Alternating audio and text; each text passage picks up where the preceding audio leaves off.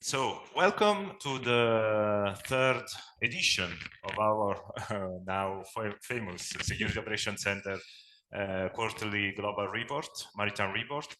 For the ones that have not attended the previous webinars, just to summarize this is a result of the work the Security Operations Center here at OmniAccess does 24/7, which is really monitoring all our clients' vessels security and collecting all this data and any insights they gain from this job to then be presented to the rest of this industry. Okay, something unique, right? Because we believe that we have a very good presence in the maritime industry when it comes to cybersecurity. And then, of course, this is also the value we want to add to our clients when it comes to sharing the knowledge we acquire with this service.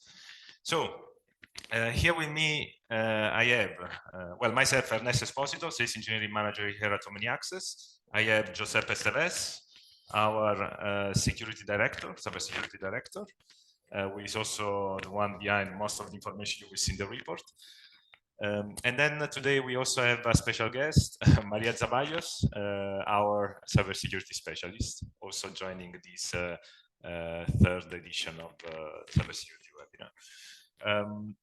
So let's start and go directly into it. Basically, if you had the chance of reading this report, the main difference between Q3 compared to Q2 and Q1 this year is it's really in the numbers, right? It's increasing. Yes. So what have been the most important figures you have seen during this quarter? Well, good afternoon. It's a pleasure for me to be part of this webinar. And well, as Ernesto says, we are seeing an increase of the number of cybersecurity events, the number of alerts, but also the threats, okay, behind of this. And well, our team is managing all these kind of alerts or threats. Well, we highlight here the botnet attacks, but well, the reason we are doing this webinar is to show with you. This is we like to share with you our thought, because well, cybersecurity is requires more maturity, and well, we see an increase of security events due to the increase of connectivity. We see more user devices and well, more exposure. Okay. Okay. After this introduction, let's jump directly into the numbers we have seen as a difference between the Q3 and Q2 and Q1. In terms of total observed threats, we have seen an 18% increase compared to Q2, but actually a very high increase compared to Q1. No? If we go one quarter back, which is almost 70%. What is your main takeaway? And Maria, also yourself, feel free to jump in with your comments in case you want to add any information. Well, if we see our market, the super yachts, well, this was a high season. Okay, we have the people with more, well, the same crew, but more guests, more activity. And well, in this chapter, we're checking all the security threats, not just the action taken for the firewalls and security measures.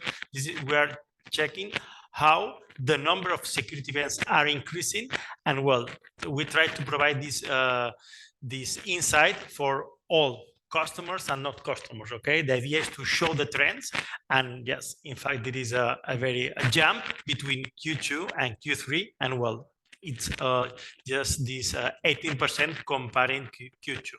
Okay, and do you think this number, this big increase is also aligned with the increase of vessels that we monitor now? Yes. Of course, as the time goes, we will acquire new vessels under the SOC monitoring. So I guess this increase is also due to more vessels being monitored. Yes. Right? Okay.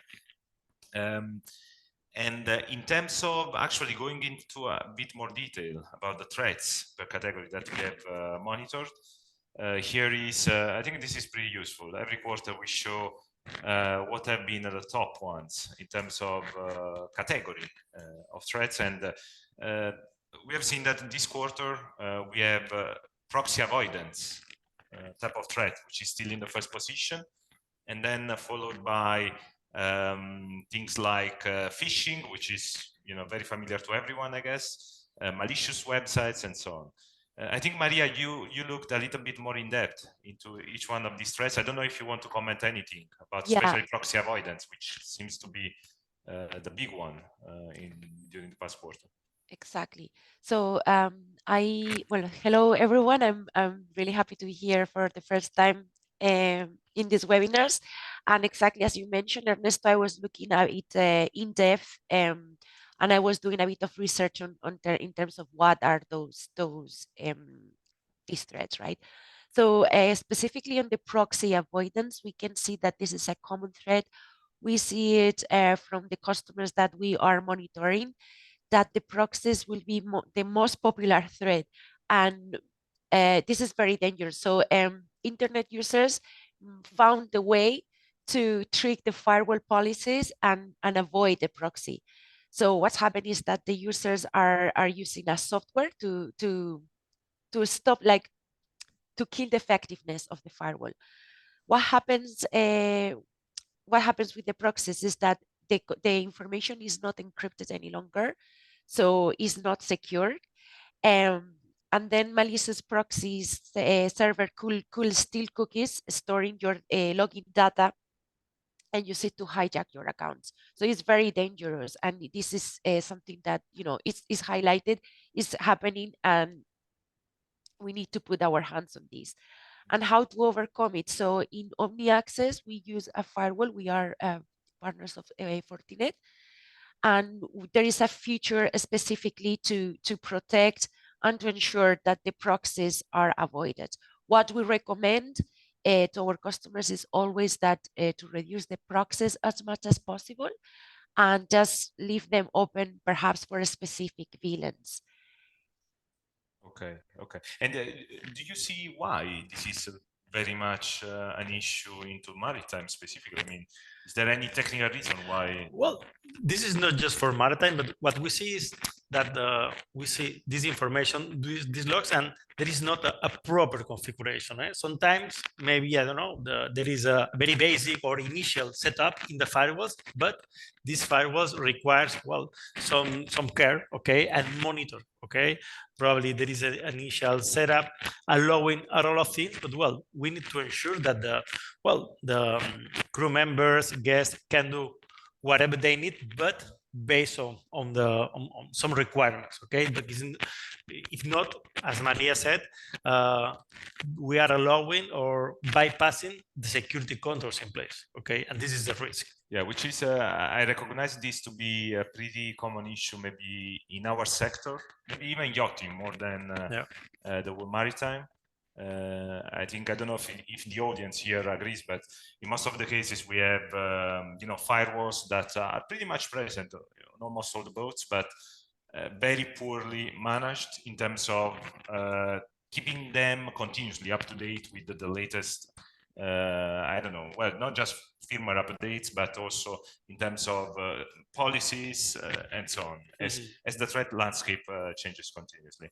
Also because this is a hard work, right? Yeah. I mean, it's something that requires a lot of intelligence and manual work on board.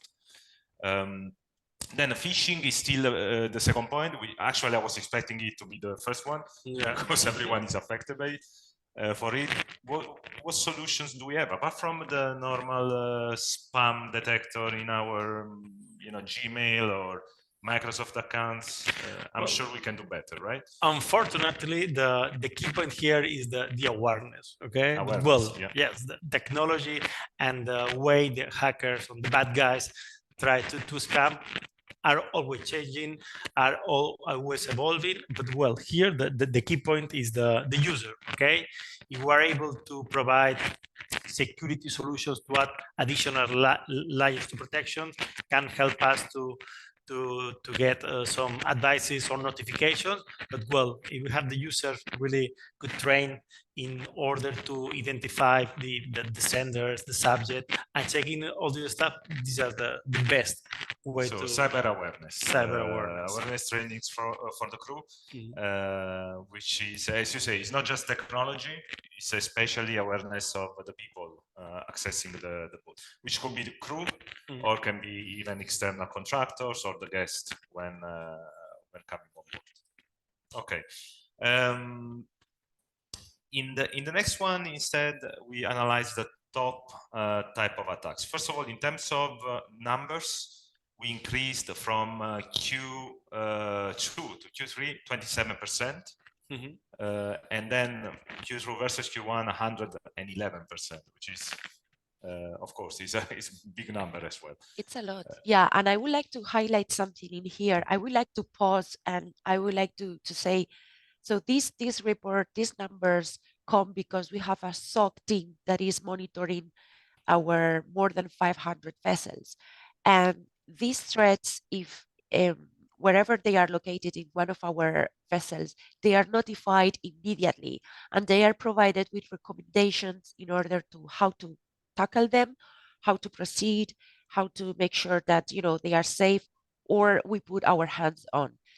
But this is this amount of threats that the numbers speak by themselves are there for all the industry. So what happens with all the vessels that they don't have a SOC? Yeah.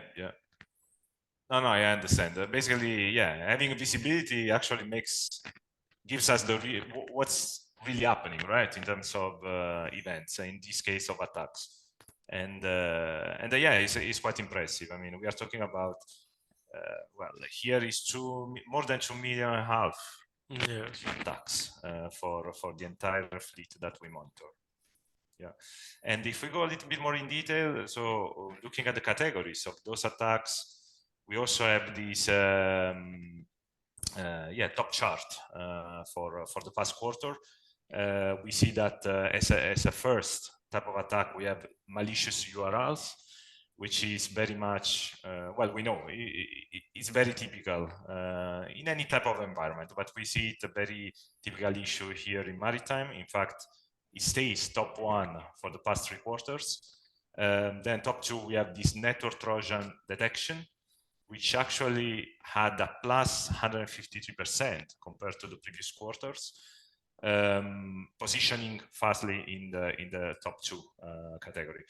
I mean, what's your takeaway here? Why this sudden increase of network Trojan compared to the previous quarter? I mean, what happened?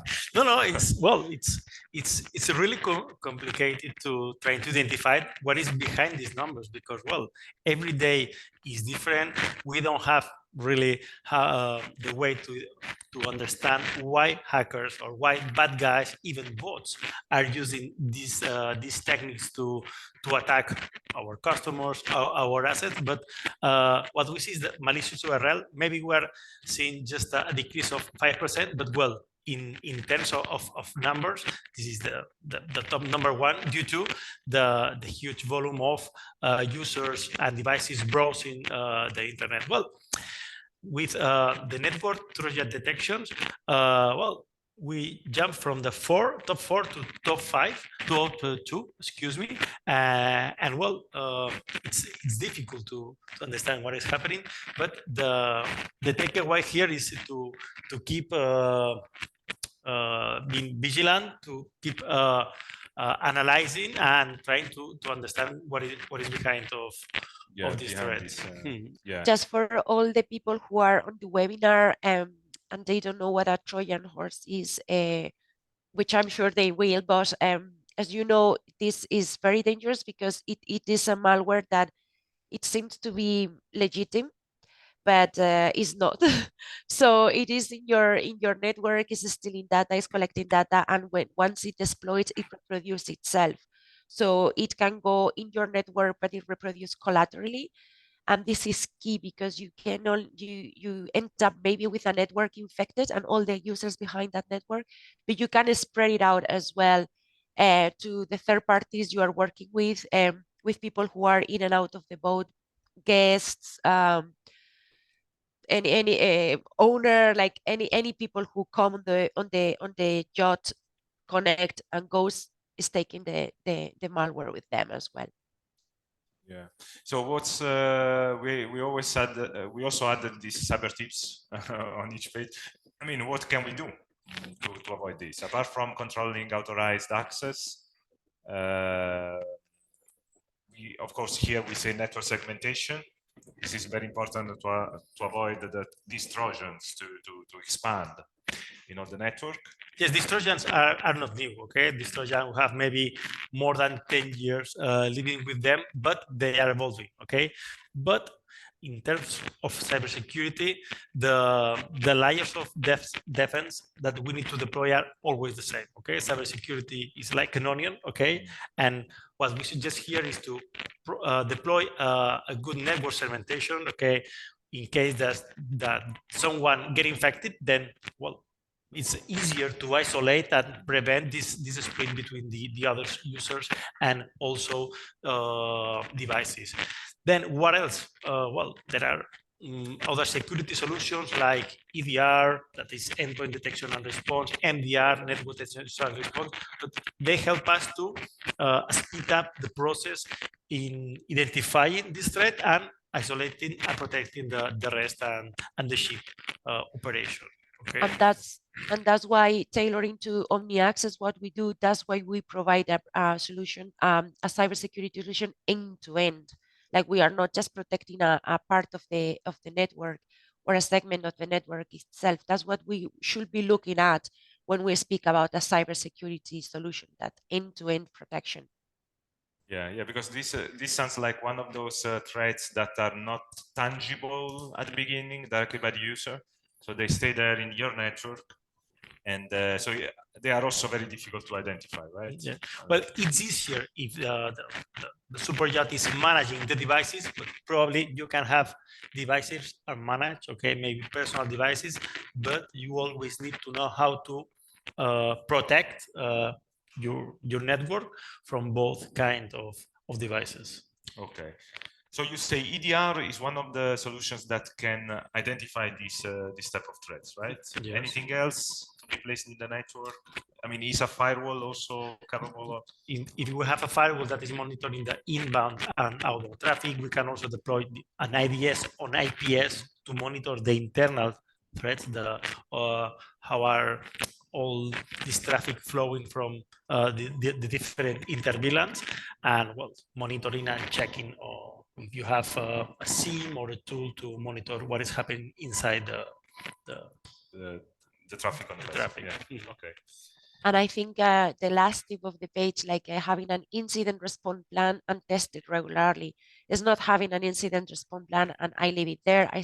I have it, I'm done. No, this has to be continuously tested because, as you spoke, as you said, Josep, the Trojans have been always there, like, and not only specifically in the Trojans, but they are evolving constantly. So this has to be constantly tested and updated on a regular basis because of the evolution of the landscape. Okay, makes sense. Then in terms of attack names, critical detected attacks names, here we also, I don't know, I don't remember if, I think it's the first time we showed this type of table, right? And it's also very interesting to see they are all botnets, basically. Yes. What's happening with botnets? Well, I think in the Q2 we shared that it was an increase of mostly botnets. That, well, now we move from 63 to just two cases. But if we are seeing the full picture, there is a huge increase from Q2 to Q3.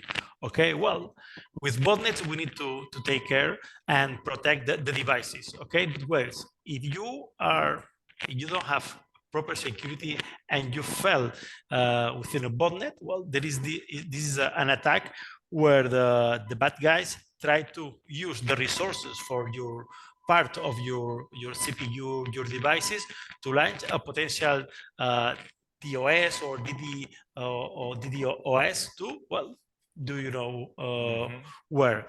And well, this is an additional security layer here is required. In the previous chapter, we were talking about, yes, firewall and perimeter, and start talking about EDR. And here the EDR is the key source to protect this kind of attack, because this EDR, that is endpoint detection and response, is not just checking the signatures of malicious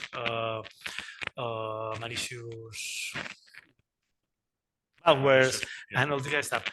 Here, they are these solutions are checking the telemetry and also the patterns. Okay, if we have a user that is doing certain task at night, well, this solution is learning about the pattern of usage. No? And well, for us, we think that this is very important to protect the devices with this kind of solution.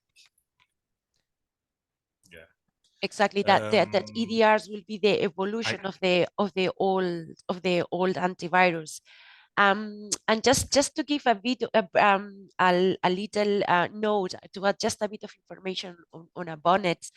So initially they were created to make time-consuming tasks easier, and some can be helpful, but the cyber criminals, they basically use this network of computers to infect them of malware, and it's not for the purpose it was created. But it's ironic how something that was created to make something simple, it became like something very dangerous.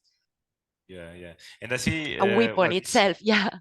No, absolutely. And I see actually from the notes there at the bottom of the page, also this sudden increase of internet bandwidth availability of for yachts. It has very much increased all these different things that were already happening in other sectors, right? The diffusion of botnets is not new, as you say, but now it's becoming a real issue also into this sector. And from here we go to the next page, which is about adversaries and campaigns.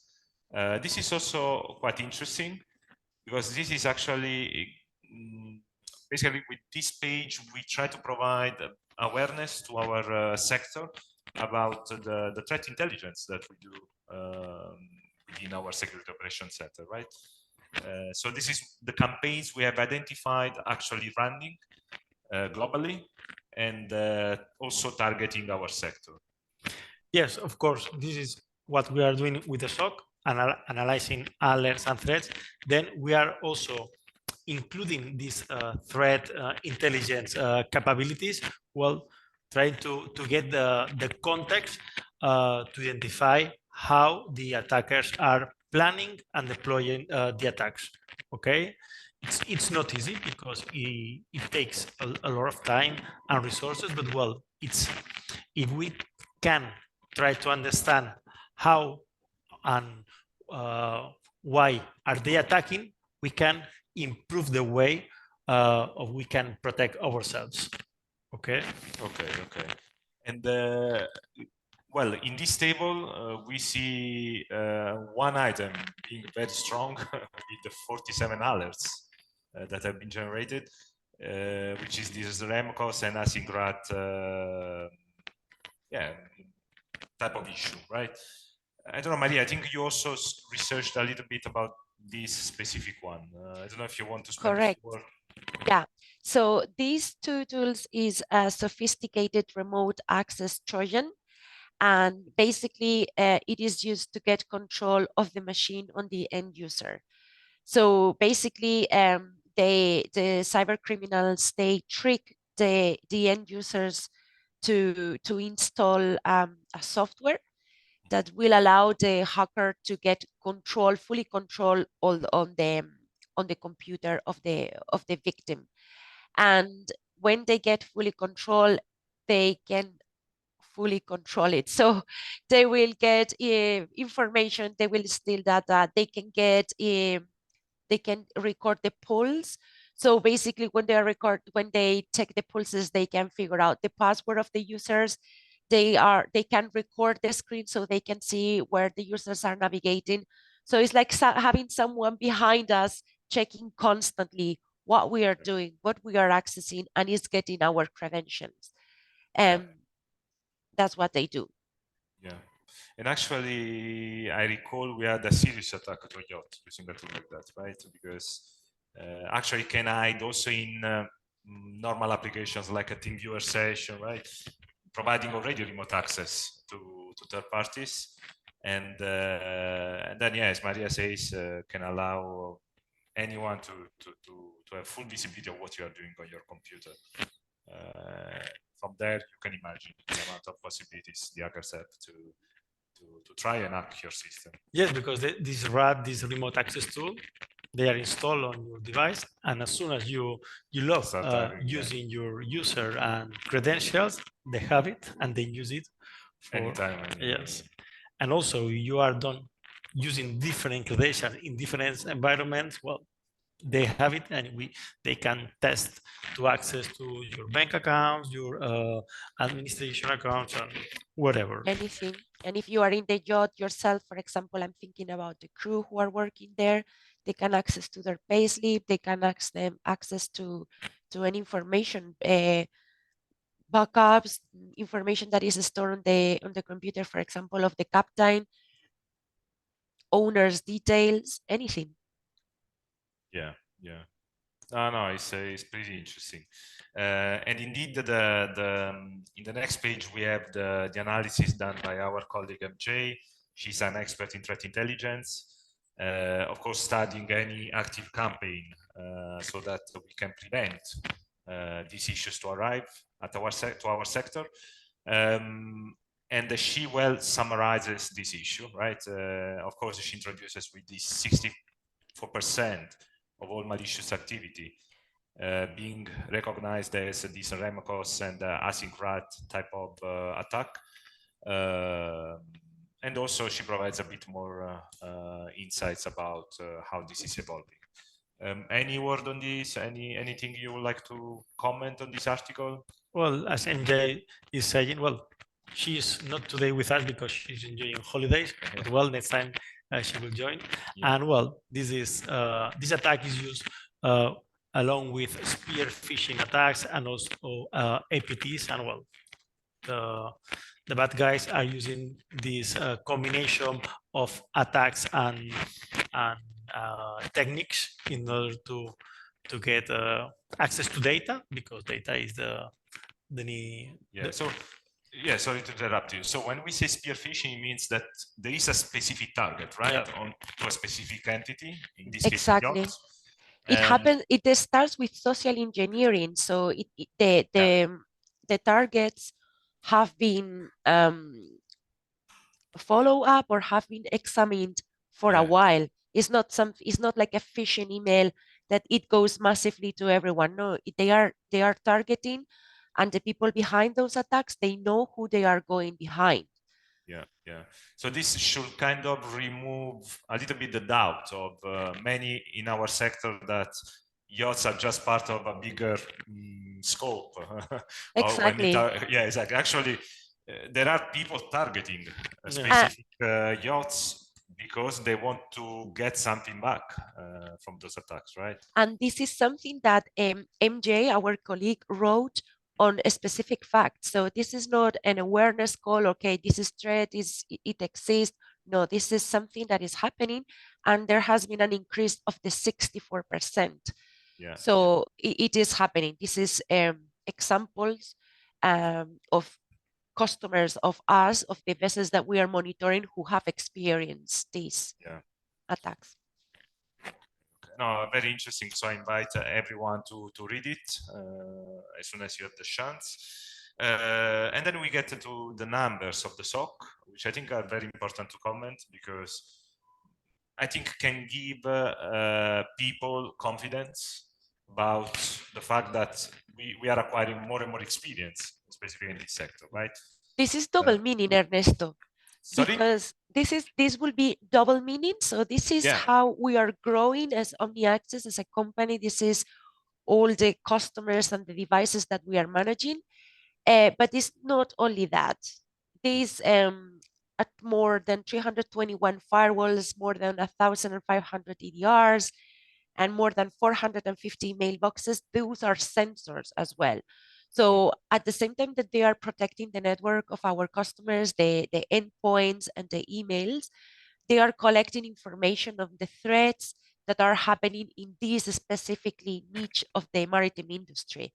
So we are learning from them, and that enables us to understand better the threats in this landscape and be proactive and learn faster and be able to develop the policies, the processes that we need to put in place to protect all our customers. Yeah, I completely agree. And actually, I think in the following one, in this one, it also gives very precise visibility, about what is really the number of, for example, the major incidents that the SOC has managed during the past quarter. I mean, 37 may seem not a huge number, but here we are talking about major incident. Yep. So how do you define an incident to be major rather than minor? Well, the major are those incidents where there is an impact on the ship operation. Okay, so it's not just an alert. Okay, well, maybe it means that there is a lack of access to internet. Maybe there is devices not running, or these are a real impact. Okay, we are seeing a decrease. Okay, if we check the Q2, I think we had more than 100 last Q2, but now just 37. That is good because we have less major incidents that can be also an impact on an email, okay, an email compromise, okay. But we see here, well, if I start at the top, this quarter we have less number of logs, okay, more or less the same number of security events, but we move from 70,000 alerts up to more than 220. Why this? Well, here we are sharing with the audience the result of the SOC operations. Okay, we have an important number of new vessels. We have a couple of new fleets. Okay, and as soon as we start deploying SOC services, we need to start deploy a baseline security use cases, okay, and we start analyzing, well, the initial security posture of the customers, and for this reason we found noise at the beginning. Okay, yeah, so a lot of alerts that were maybe not serious, and then of course this process is being fine-tuned. Yes, during the first 2 months, something like this, we have a lot of noise, but well, then as soon as we collaborate with the customer, train to understand the customer needs, the customer requirement, we find a balance, okay, and we just contact the customer as soon as we identify something important, okay, because, well, the main goal here is that the super job keep with the operations and covering the customer needs, that is relax the customer, the owner, and the guest enjoying the super yacht, but well, we just contact when they need something important from us, and that's the point. Okay. And then from here, well, of course, there is the vision, your vision. Yeah. Well, this is really an aesthetic summary of a bit all what we have discussed. I think one number that I really find interesting, especially when talking to engineers or captains, is okay, but how many I don't know, alerts, serious alerts per yacht do you normally see? I mean, what is the real, the real issue for this specific sector, the yachting? And I think here you put, apart from the fact that it has increased 300% in terms of alerts we have seen for yachts, this 140 per month and per vessel is a really important number, because it gives you really how many alerts we have managed every month for each vessel.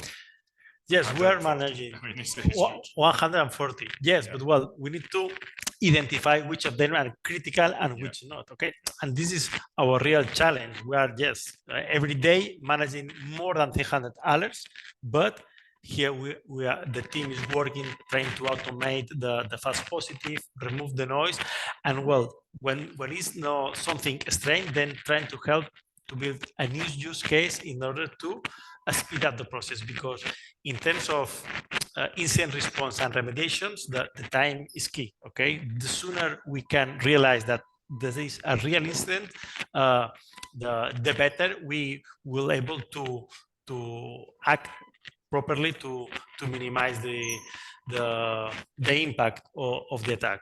Okay, and well, if we are talking, as you see, 37 major incidents, that means, well, during in 3 months, this is maybe one major incident, more or less every 3 days, something like this. Well, if we have these 537 vessels, but that means that we have, well, not a lot of incidents, but incidents that the thing is that sometimes we have a false feeling of safety, okay? And well, as you said before, we need to take into account security solutions, people, and processes. The real value here is, well, that we have someone checking these logs, analyzing if there is indicator of compromise, if we are taking care of the different security layers that can help the superyacht. If we don't have visibility, maybe you can keep safe until something happens. Yeah, of course. You need to look at it to understand the magnitude of the issue, and then, as you say, I mean, it doesn't mean that something needs to happen to every yacht and so on, but still, even if it's an alert, it can give you an indication about things that you should do on board to secure the vessel and avoid for that to happen at all. So yeah, it's a constant work. We know, I mean, we realize it's a lot of work. Is something completely new into our sector. At least it's new since a couple of years at least. No one was really looking at it in the past, but these numbers are really providing a clear picture about the existence of a need to address this issue. And just if I can add something, sometimes we see that there are numbers are decreasing, but it doesn't mean that there are less attacks. It means, as Josep mentioned, that there are better policies, better procedures, more awareness, and better technology in place to stop them. So it doesn't mean that they are not happening. It means that they are being stopped.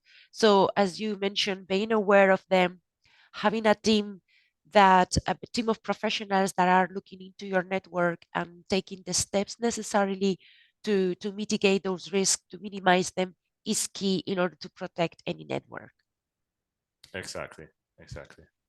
Yeah.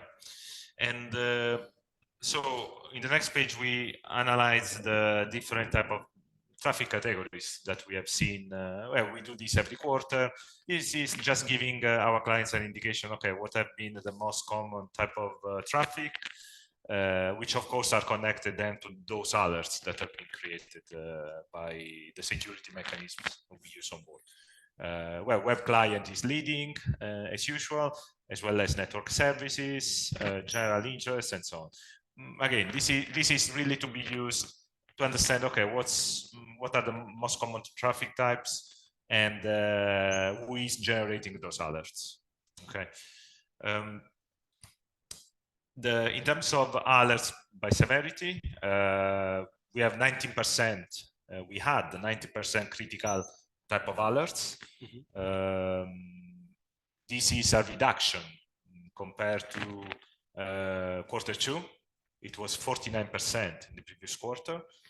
Then we have a stationary 45% medium severity type of alerts, and then an increasing low severity type of alerts. Correct me if I'm wrong. I understand that this is mainly because as we fine tune and we identify, we get more knowledge of certain type of alerts. Of course, we have the possibility to downgrade or upgrade them to a different category, and as such, these numbers can change accordingly, right? Yes, that's the key. That's the value. Okay, after this 9 months, all this year working on increasing the DLS, fine tuning, automating things. Well, not all the super yachts have the same critical assets, but more or less they have the same architecture. And well, the better knowledge we have based on the feedback of our customers about the risk and the configuration, well, we can move, okay?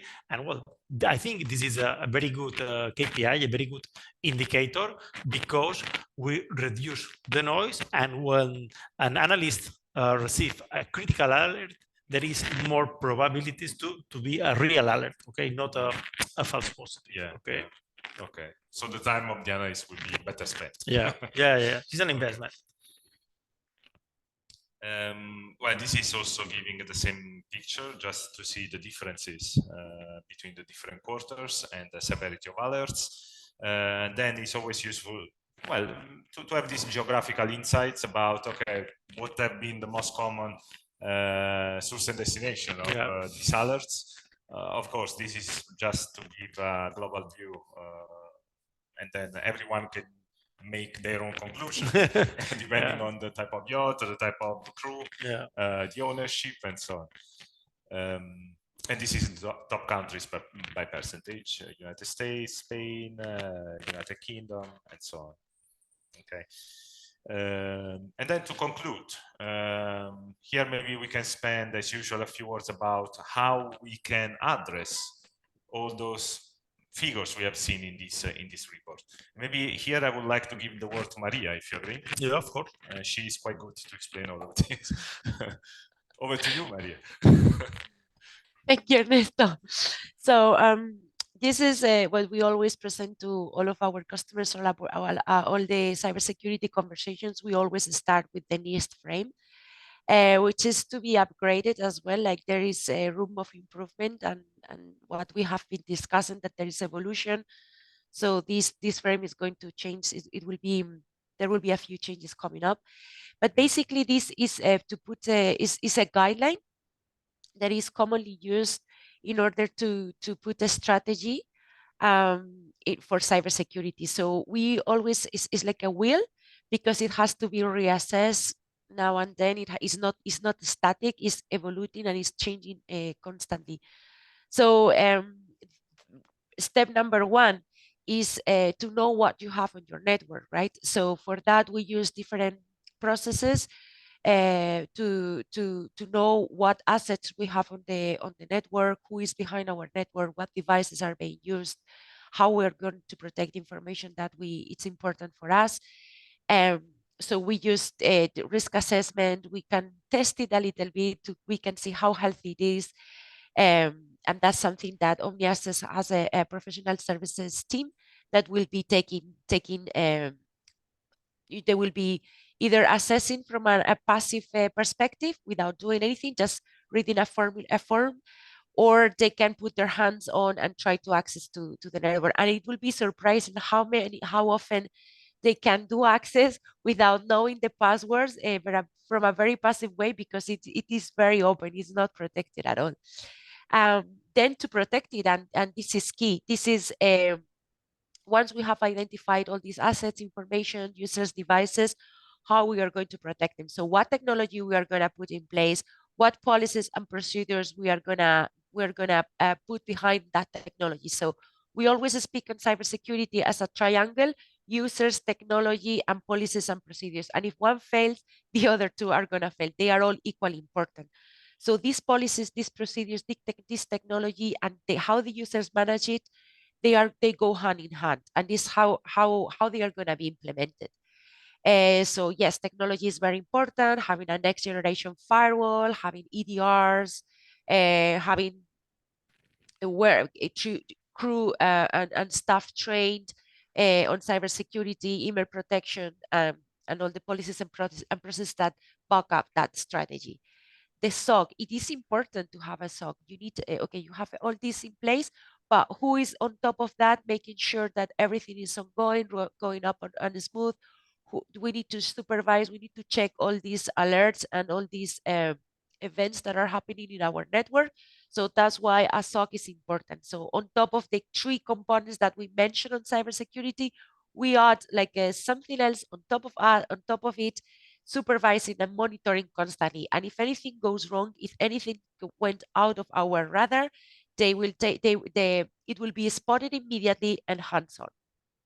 In the worst scenario, like when an incident happens, we need to have a recovery plan, a response plan, and this is how it's implemented. And then this leads to the recovery plan, sorry, where there will be procedures and services put in place in order to understand what happened, how the threat entered the network, how it deployed, where it went, to have a forensic analysis to learn from the mistake and to move on to, again, reinitiate, put it in, identify, and complete the circle, hopefully without having to go into the recovery section. Oh, great summary, Maria, as usual. Well, actually, I just read the message that there was some background noise in one of our microphones. I hope it was not too bad that you could follow. Otherwise, we have to repeat it. But well, apart from that, I think well, this was the last page. Well, first of all, thank you very much, everyone that attended this webinar, because of course it's your time, and we hope it is very well spent. You will receive also copies of the report as usual from your account managers. Thank you, Josep, for once again doing a great job with your team to put together all this information and also to put them on a document that we can share with all the industry. Thank you, Maria, for your great insights as usual. The way you present these concepts, I think, goes straight where it needs to go. So I hope everyone really got properly all the information that we presented in this report. And then finally, of course, as usual, we will invite you to the next quarter webinar once it will be ready. At the moment, we are already working on the information for this quarter. And feel free to reach to us for any question, any additional information you would like to know. Okay, we are always here to help you. Okay, so I think we can close, and again, thank you everyone.